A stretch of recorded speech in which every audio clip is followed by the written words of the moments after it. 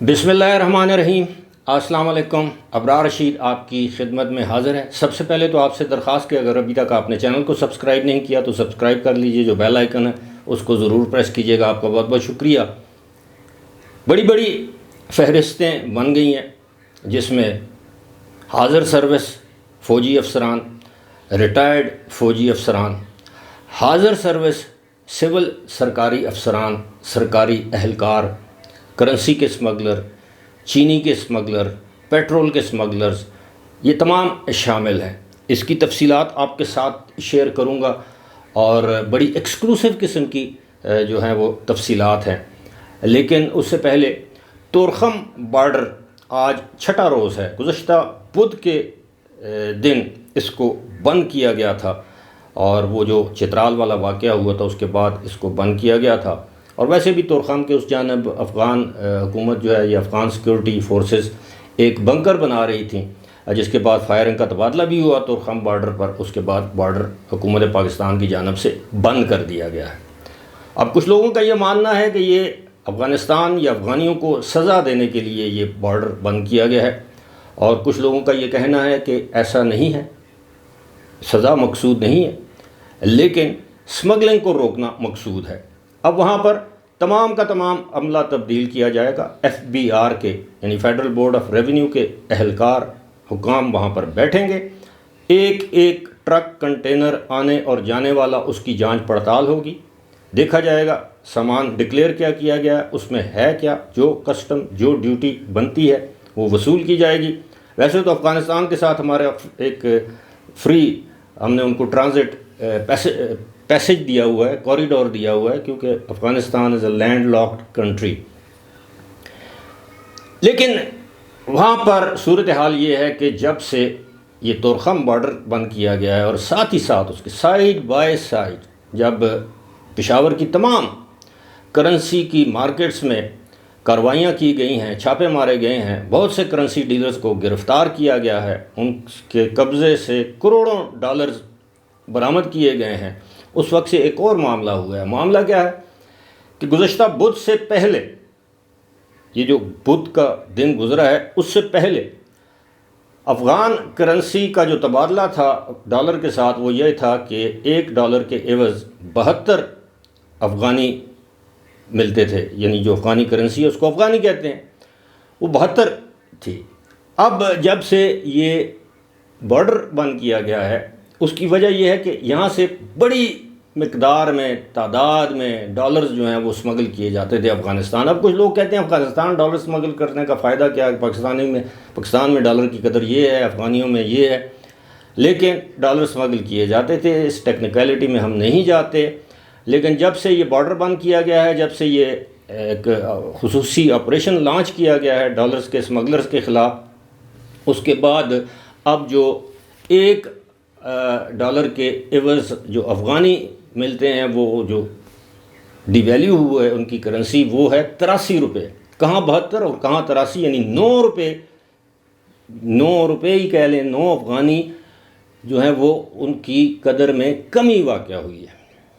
اب کہا یہ جا رہا ہے کہ جناب جب تک ایک تو یہ ہے کہ افغانستان ان دہشت گردوں کی پشت پناہی نہیں چھوڑے گا، پاکستان کو یقین دہانی نہیں کروائے گا جو کہ پاکستان میں حملے کر رہے ہیں، جنہوں نے گزشتہ دنوں چترال میں حملے کیے، اس میں بڑی تعداد میں مارے بھی گئے، اس وقت تک یہ بارڈر نہیں کھولا جائے گا چاہے کچھ بھی ہو جائے۔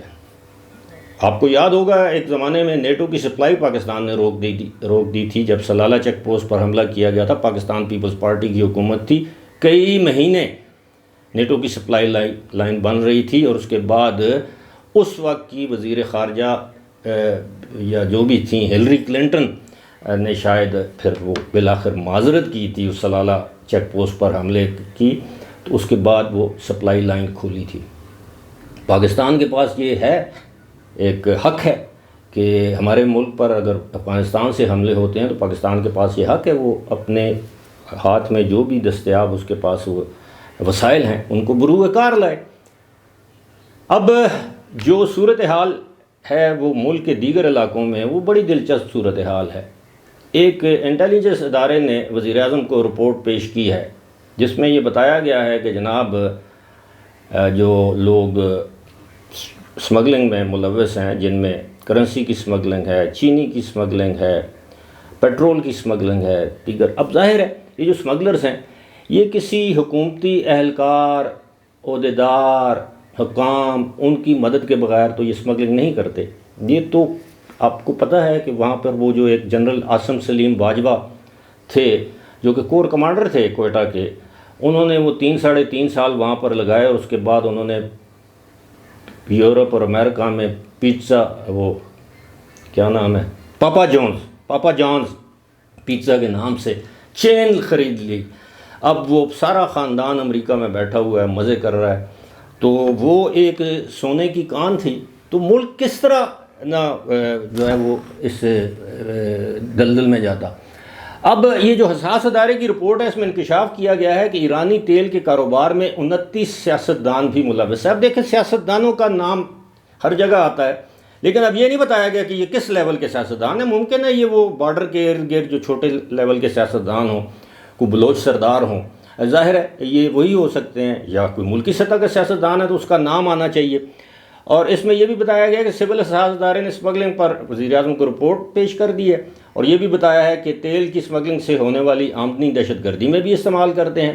رپورٹ کے مطابق ایران سے پاکستان کو سالانہ 2 ارب 81 کروڑ لیٹر سے زیادہ تیل اسمگل ہوتا ہے۔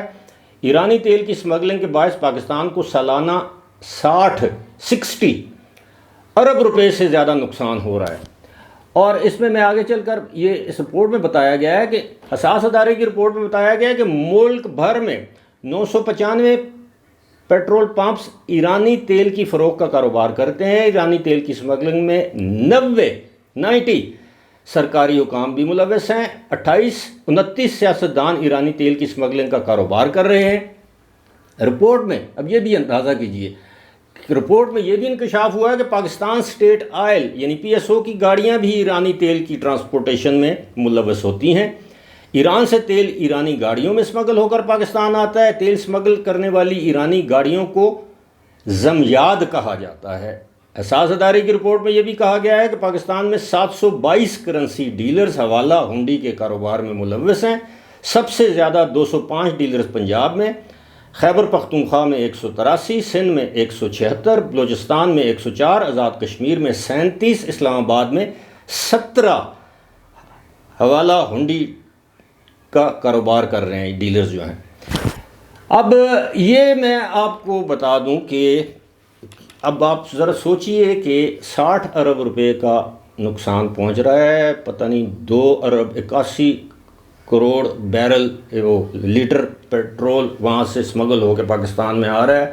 ایک سال میں اتنا اسمگل ہوتا ہے، تو یہ کب سے ہو رہا ہے؟ سوال تو یہ بنتا ہے کہ کیا یہ ایک دن کی کہانی ہے؟ اس کا مطلب یہ ہے کہ یہ کوئی گزشتہ 15-20 سال سے یہ کام ہو رہا ہے۔ اب 60 ارب روپیہ، اب آپ دیکھیے کہ حکومت پاکستان کو چونا لگایا جاتا ہے، اس تیل پر ٹیکس عائد ہوتا ہے، اور پھر پاکستان کے اندر پیٹرول پمپس پر یہ تیل فروخت کیا جا رہا ہے، جن کی تعداد میں آپ کو بتا چکا ہوں۔ اور یہی نہیں، اس میں PSO پاکستان اسٹیٹ آئل کے ٹینکر استعمال ہوتے ہیں۔ کتنا بڑا منظم مافیا ہے۔ اب ظاہر ہے مافیا کی کوئی سرپرستی بھی کر رہا ہوگا۔ اب کچھ لوگ یہ کہتے ہیں کہ جناب جنرل عاصم منیر نے ڈنڈا تو چلا دیا ہے، اس پر ہاتھ تو ڈال دیا ہے، لیکن اب ان کے لیے مسائل یہ پیدا ہو رہے ہیں کہ ان کے اپنے ادارے کے بہت سے افسران کے نام اس میں آ رہے ہیں۔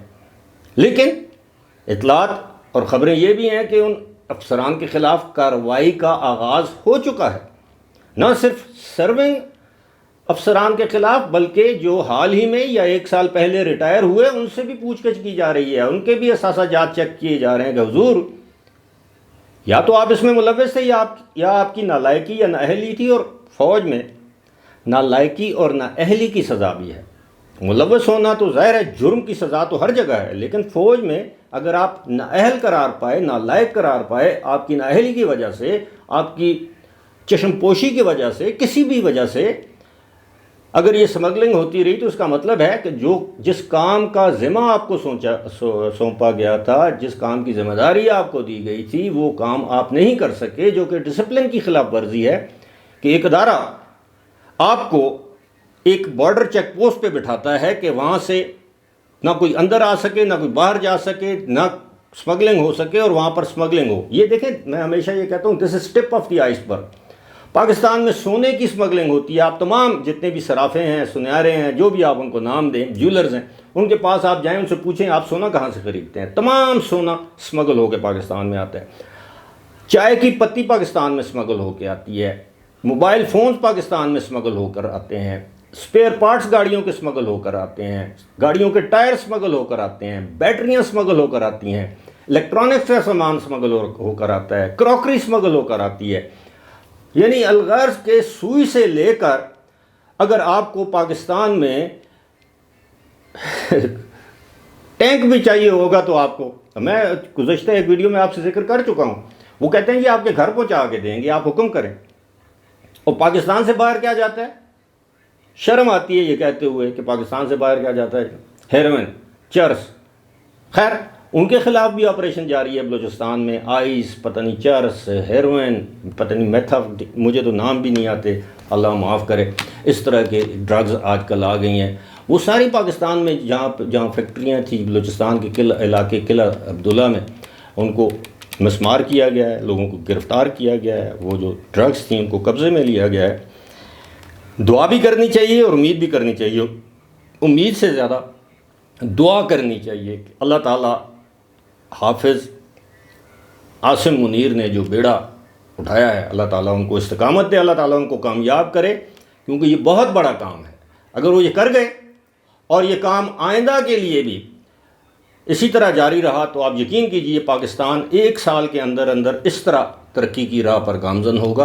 اور دوسری جانب یہ بھی اچھا اعلان کیا گزشتہ روز وفاقی نگران جو وزیر ہیں، وزیر داخلہ ہیں سرفراز بگٹی، کہ جناب یہ جو لوگ ہیں جو ذخیرہ اندوزی کرتے ہیں، جو سمگلنگ میں ملوث ہیں، عام پبلک ان کے بارے میں اطلاع دے، ان کو انعام دیا جائے گا۔ یہ اچھی بات ہے، پوری دنیا میں ایسا ہوتا ہے، ان کا نام صیغہ راز میں رکھا جانا چاہیے اور رکھا جائے گا۔